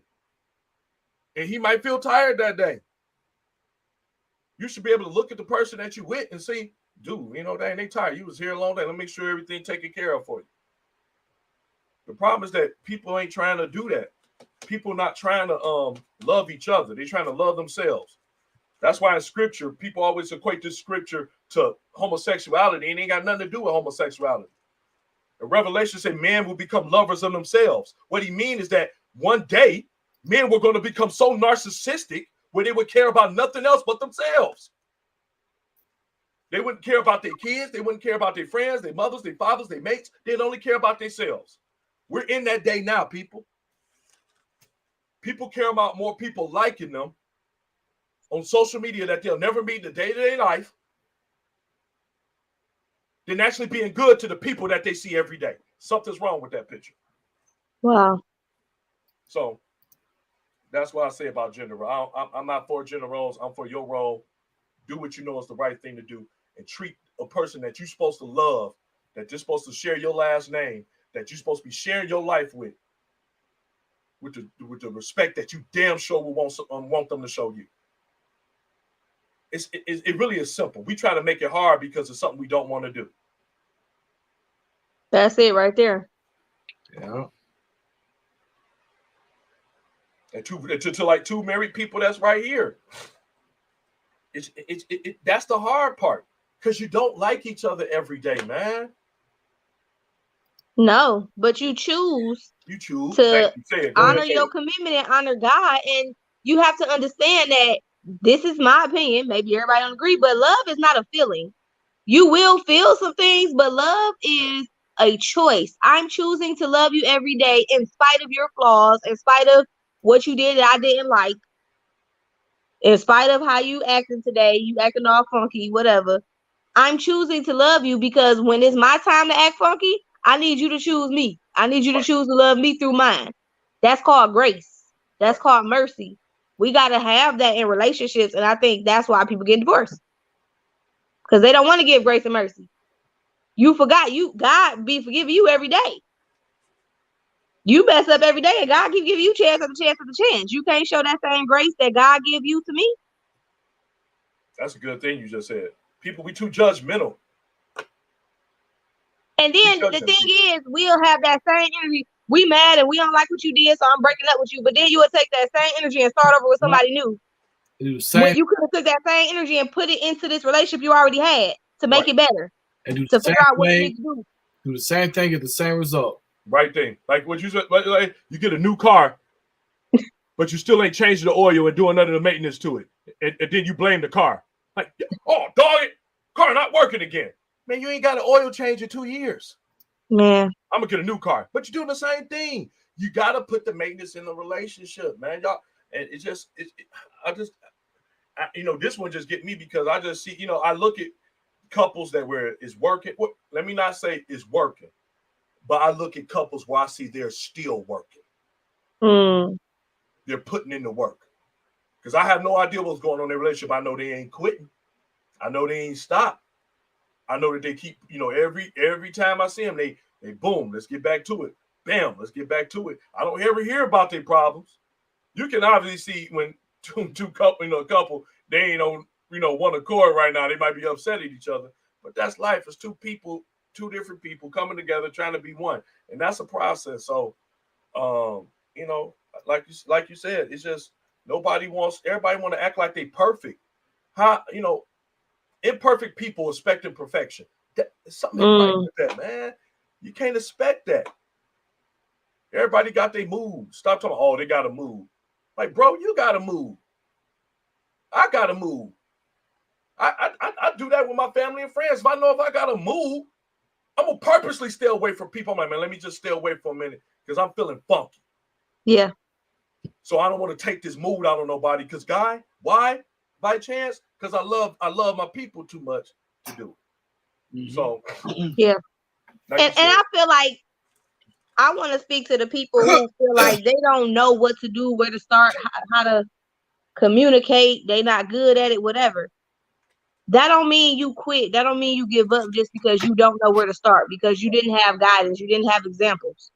Mm-hmm. That don't mean you a lost cause because of that. That just means you have your guidance already on what kind of work you need to do. Right. Matt. You need to figure out. So, question for you, Matt. Was your father in your life? No. How many kids you got, man? 2. Have you ever missed one moment of their life? Nope. You constantly go to work to provide for them every day, right? Yep. This I know. You take them all the time. Everywhere, here you go. Man, love his kids. Mm-hmm. People need to stop making excuses. And this is where I talk about where the excuse aspect of things. Where they want to give up. Well, this is where I saw my house. Stop it. And I'm saying this because I love you. I love y'all too much. But stop the excuse making. You have a choice to the type of person you want to be. You have a choice. He ain't go out and say, well, my dad wasn't there for me, so I ain't gonna be there for my kids. He could have said that. I remember Chris Brown said something that kind of struck me weird. He said that about the altercation he had with Rihanna. Mm-hmm. He said, well, I saw my stepdad beating on my mom. So me is different because I've seen it with my own eyes. And I said, I'm not going to beat my woman. I saw the effect it had on women that I love and respected. There's some business I'm going to put out there out of courtesy for my family. But I seen it. And when I seen it, I said, I'll never do that. I'll never have my woman feeling that type of way. I'm never not going to be there for my kid. And thank God, by the grace of God, man, 14 years of my daughter's life, it's been all with me. Everyone been with me. I mean, people got to make a choice, man. Love, you can see it all the time. Like, man, my parents was divorced. They was divorced here, divorced there, divorced here. So that's why, man, things don't work out with me. No, it don't work out because we make bad choices. We don't make the best choices sometimes. And it ain't nothing wrong with saying that. I made a bad choice the first time I got married. I probably shouldn't have been married, with that particular person. And I could be open to admit that. I was wrong because guess what? I'm the one that went to Jared's. I'm the one that bought the ring, and I'm the one that got on one knee and proposed in front of my church because I did love her. I wanted to be with her. It just wasn't probably the best choice. I could have waited. And there's a lot of people. We all could have just waited, but we ain't got time to sit there and squander and, just sit there and have a woe is me party because of every mistake that we make. Right. You got to learn from it. You got to learn from it.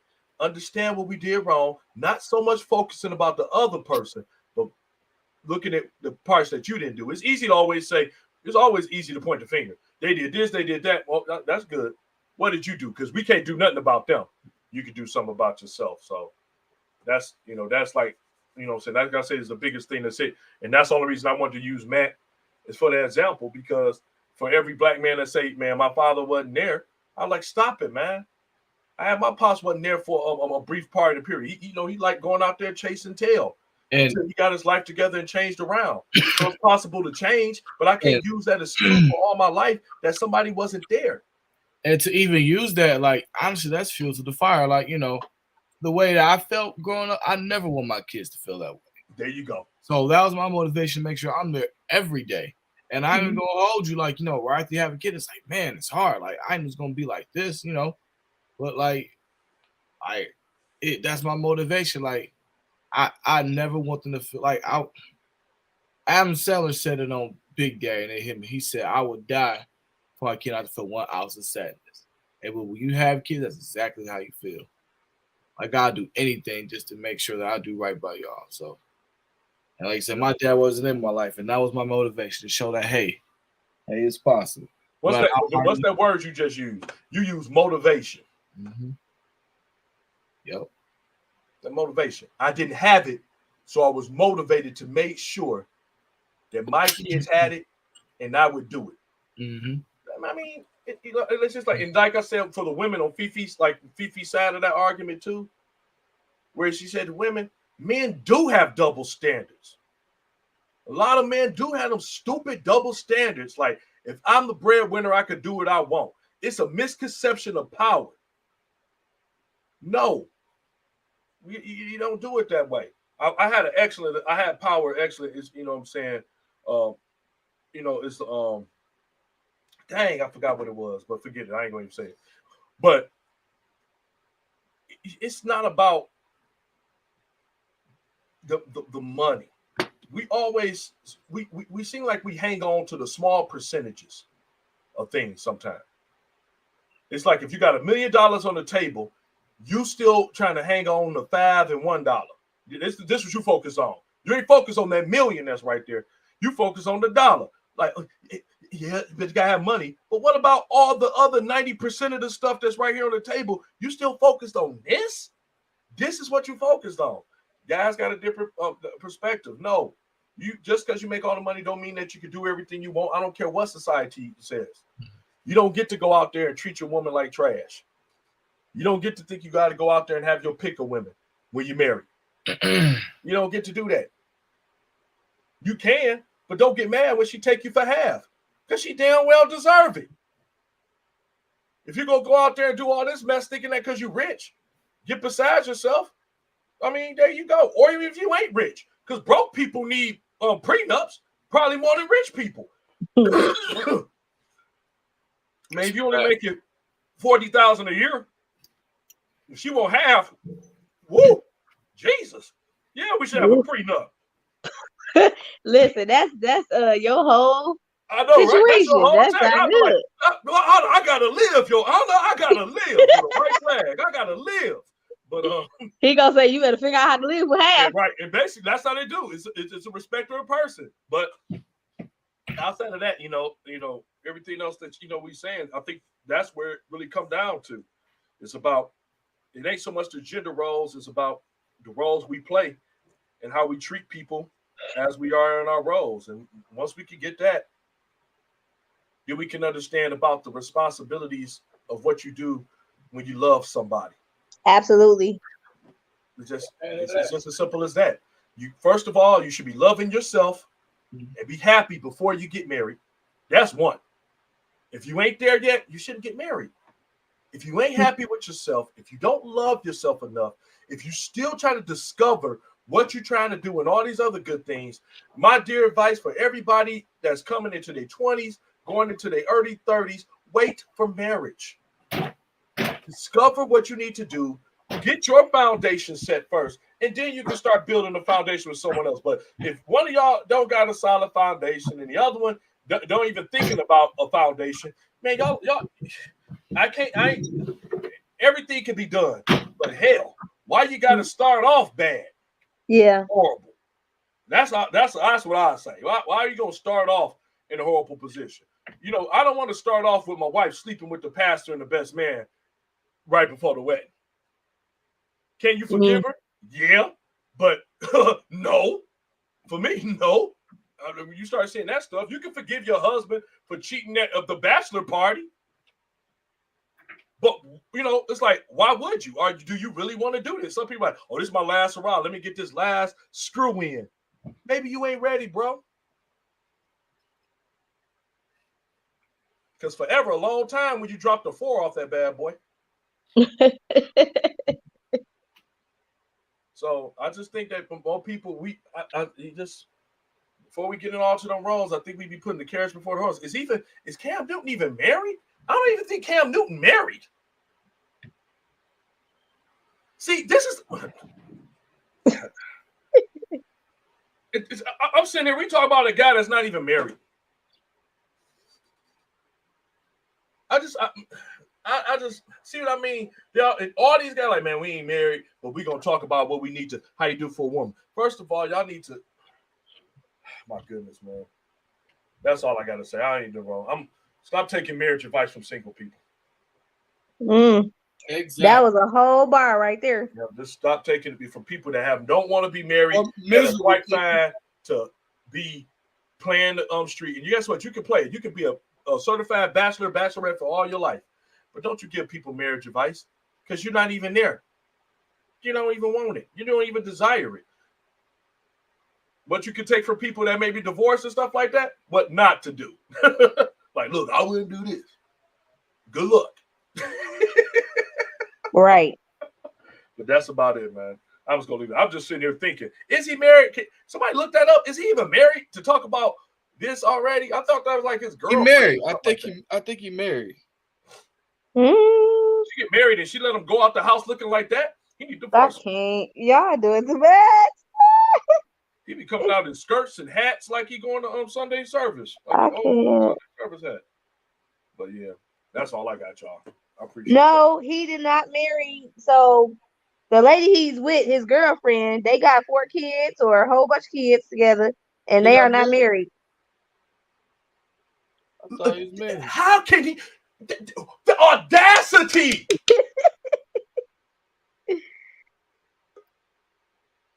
The audacity, man. Come on.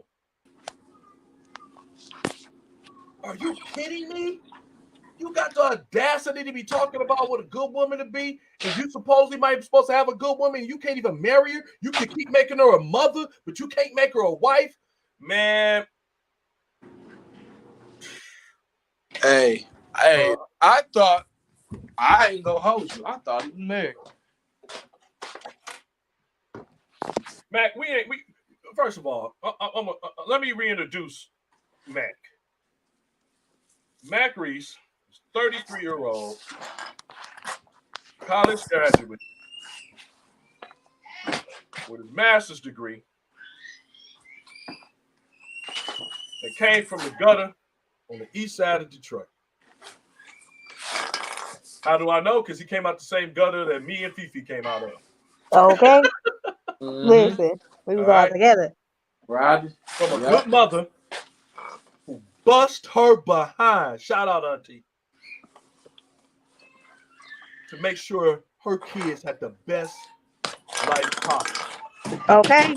Did a phenomenal job.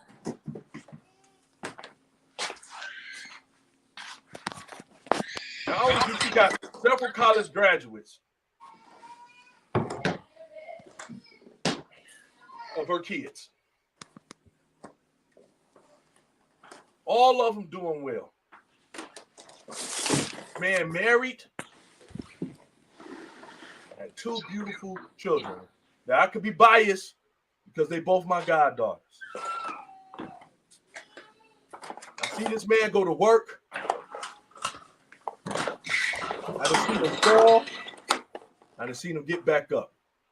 I done seen him fall. I done seen him get back up. I done seen him get stagnated. I done seen him got real with himself to get all the help that he needs for himself. I see that he's always in a constant mode of, I can do better. We ain't talking about money. I'm talking about human being. That I could do better. That I'm going to get better. So, if this man, who's not rich, nowhere near it, who supported his family, who's a homeowner,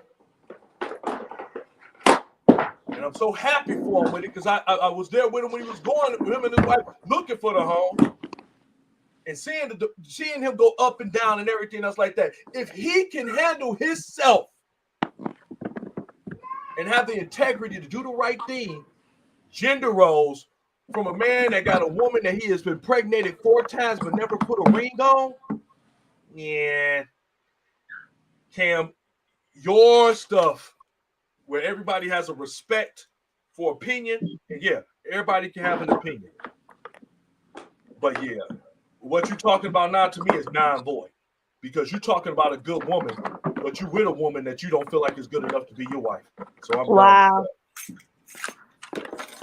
Wow. Or kids. Bro, you know what? And I will say, you know, I always, you know, I side with the men. But I really thought that Cam was married. I just can't believe it. Where he was coming out of his mouth talking about my dad did this. Yeah, but your dad is married, right? Your dad is married to your mom, right? Let me know it's something different because I don't know your life. But I'm just telling you, if you impregnate a woman and she got 4 of your kids, something ain't right unless she keep telling you no.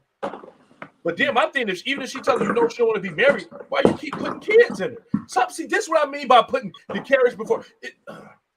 You know, we had a great show tonight, y'all.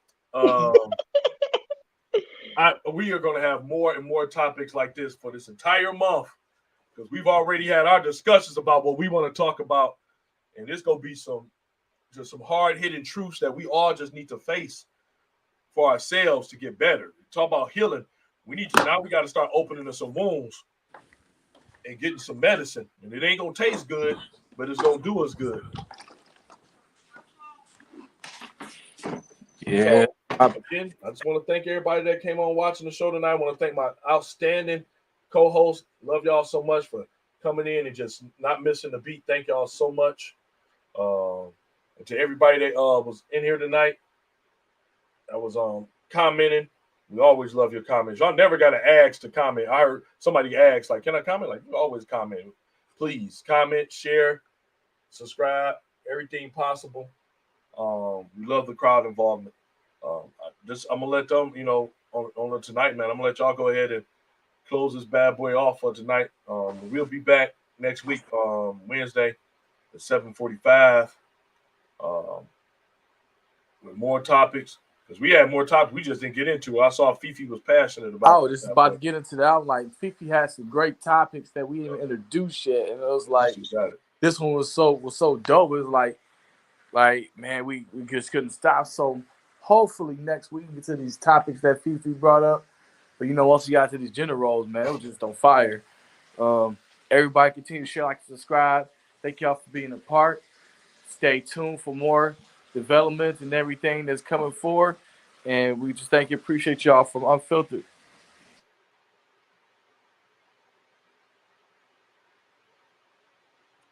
Where did Fifi go? I'm still here. Yes. We need y'all to keep coming back every week. We love you. We appreciate you.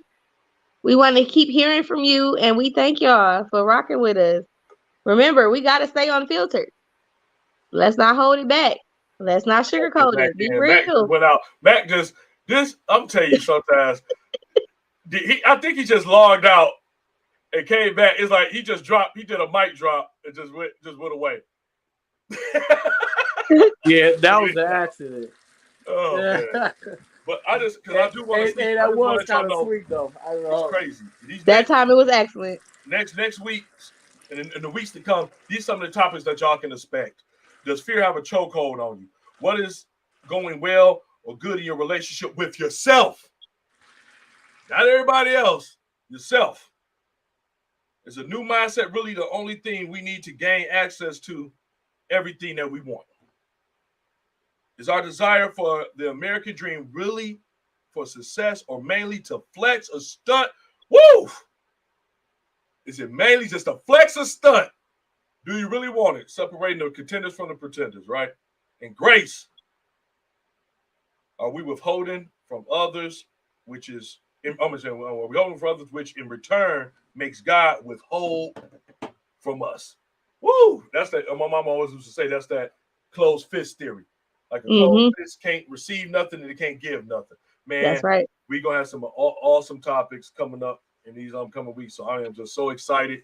Again, for all of y'all, appreciate y'all. Love y'all so much. Next week, Wednesday, 7:45, it'll be episode 22 of I'm about to say, I don't know why I got this twang going on of season 4, episode 22. Next week, Wednesday, 7:45, for Miss Hills, Mr. Reese, Mr. Johnson, and everybody in Unfiltered, Facebook or Meta and YouTube. If we ain't closed down because of some of my comments, we will see you next week.